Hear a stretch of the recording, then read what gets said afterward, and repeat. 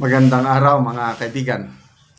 Pag-usapan natin yung medyo malaking problema sa pagbebenta ng 20 pesos per kilong bigas sa Visayas. Magsisimula na daw sa April 28. Yun ang nabasa kong post sa Cebu. I don't know sa ibang provinces. But ito dahil subsidized, magtutulungan ang national government at ang local government sa pag subsidy sa bayad.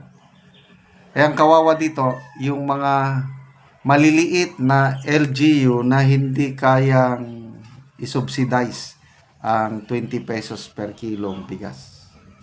So, kaya mag-iinggitan ito. Instead na makakuha sila ng boto, lalong magtampo ang mga tao sa kanila. Okay, so pakinggan muna natin itong press conference ni Yusek Castro at ang tanong ng isang reporter na magandang tanong. Follow up dun sa kung saan manggagaling ang pondo rito. Ang paliwanag kahapon ni Secretary Chu Laurel, kung ano man yung diferensya, 33 yung value, ibebenta ng 20, tig 650 ang national at local. What happens to the, say, the fourth, third class municipalities who are unable to fund the difference? How soon can the national government shoulder the cost fully para maibenta po sa 20? Sa ngayon po ay pinag-aaralan po yung patungkol po dyan. Pinag-aaralan pa lang. Pamunahin po ngayon na direktiba po ay doon sa maaari makapagbigay ng subsidiya mula sa local government. At sinabi naman po natin, kung hindi man nila maa-avail ito, maaari naman po magpautang ang FTI, pero ito po yung sinasabi nating halagang 33 pesos. At maa-avail naman din po ng mga kababayan natin yung halagang 33 pesos through the LGU or FTI.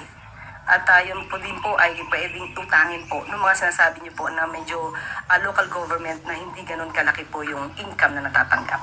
Salamat po. Okay, so klaro na, no? Mabuti na lang at naitanong nitong reporter. Ang presyo is 33 pesos yung NFA rice na yun. So, ibebenta ng 20. So, yung 13 pesos is subsidized. Abunuhan ba? At ang sabi ng Agriculture Secretary, hati ang national government 650, 6 pesos 50 centavos ang kanyang isubsidize. Ang LGU naman 650 rin sa kanya para makabenta sila ng tig 20 per kilong bigas. Hindi naman lahat ng LGU malaki ang income. Sa Visayas nga marami dyan ang third class, fourth class municipalities na hindi kayang mag-subsidize. So, anong mangyari?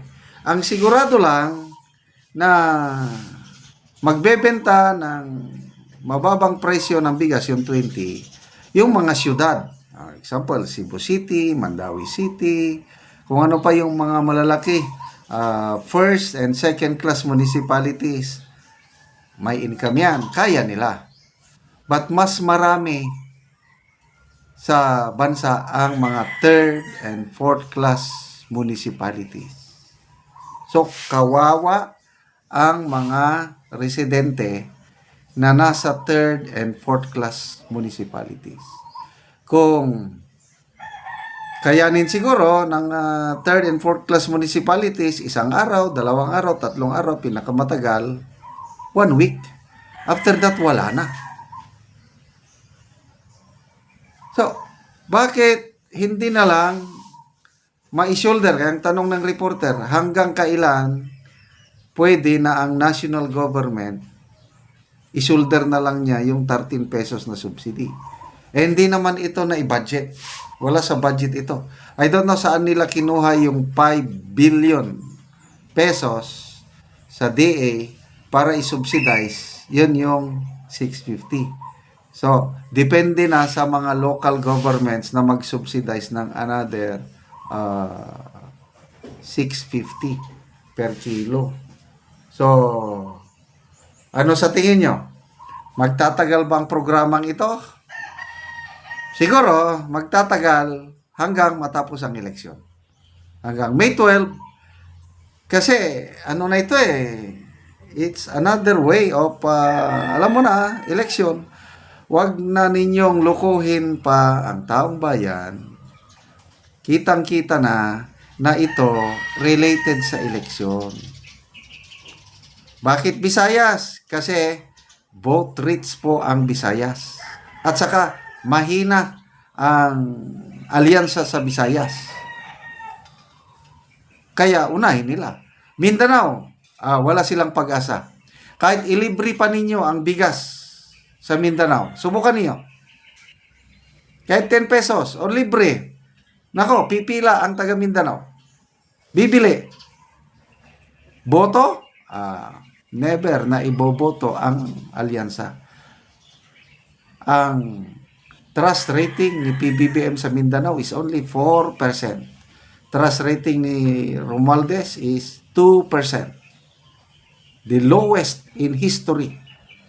Trust rating ni VP Sara, 97%. Kaya never sila na magbenta dito sa Mindanao kasi wala ring epekto yung pagbebenta nila ng murang bigas. Dahil hindi sila makakakuha ng boto kung meron mang kakaunti. Kaya the best talaga na area is Visayas kasi may pag-asa. Kaya lang muwais na ang mga tao ngayon. So, sa mga kababayan nating sa Visayas, pagdating ng panahon na magbenta, pumila na kayo. Pagkakataon nyo na ito na makakuha ng murang bigas. Kaya lang, maliit lang eh. 10 kilos per week lang ang mabili ninyo. So after that, pila ka na naman. So pila ka ng pila. I don't know kung how many hours kayong pipila. Baka abutin kayo ng ilang oras. Okay lang sana kung mabilisan. So, kaya ba nilang i-sustain? I'm not sure. Hanggang election lang. After that, wala na. Natapos na yung objective makakuha ng boto. Sabi nila nationwide, I doubt it. Sabi nila hanggang 2028, I doubt it. Sige na lang. Let's give them the benefit of the doubt. Magbenta kayo para naman matulungan ang mga naghihikaos na mamamayang Pilipino. Okay, salamat sa inyong pag-subaybay sa ating channel mga kaibigan. Ang ating sweldo is tinutulong natin sa tribong Talaandig ng Bukidnon. Namimigay tayo ng mga yero at pako para ma-repair ang sira-sirang bahay ng tribong Talaandig. Kaya salamat sa inyong panunod, lalo na ang hindi nyo pag-skip ng ads. Panoorin nyo ang video na ito. Karon na anak ko sa balay ni tatay ug karon ako siyang bisitahon sa iyang balay. Muna ni ang atop ni tatay, nindot na gyud kaayo. Maingod to tay. Karon maayo na gyud ang atop ni tatay, di na gyud sa matuluan. Tatay, unsay imong ika-istorya nga karon no? Di na ka maayo na gyud ang imong balay. Salamat sa Ginoo sa ako sa nailisan yun akong kuan atop na tuluan. So, salamat sa nagtanaw sa video. Hinaot nga magpadayon kay daghan pa ang nanginahanglan. Oo. Labira ka na mong mga pobre. Pila na day katuig data imong atop nga kadtong una? Sobra 30. Sobra na to 30 katuig. So karon ba ay pagid ka nag-atop og bag-o? Ay ha pa. So karon maayo na imong atop. Maayo na, salamat kayo. Oo. Pila na day tayo imong edad? 83. 83. Ay, ang kuan imong anak pila sad kabuk tay? Kuan raman tuluro man ang nabilin kay namatay naman tong kuan. Tulura ang nabilin nga imong anak. Tulura. Oo, so Minyo naman sad. nangaminyo na. Lagi tay ba? So ang pa inyong kuan tay, ikaw ra gyapon ka paningkamot sa inyong kuan karon. Kura gyapon nga Oo. mayo gani kay ang munisipyo medyo ga tabang gyapon.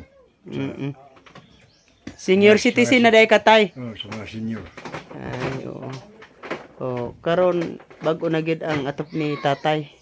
O nagpasalamat siya sa Ginoo sa nagtan-aw sa video nga siya ang natabangan og gero. Labi na nga sa iyang pangidaron nga 80 itris na siya. O salamat kayo tay.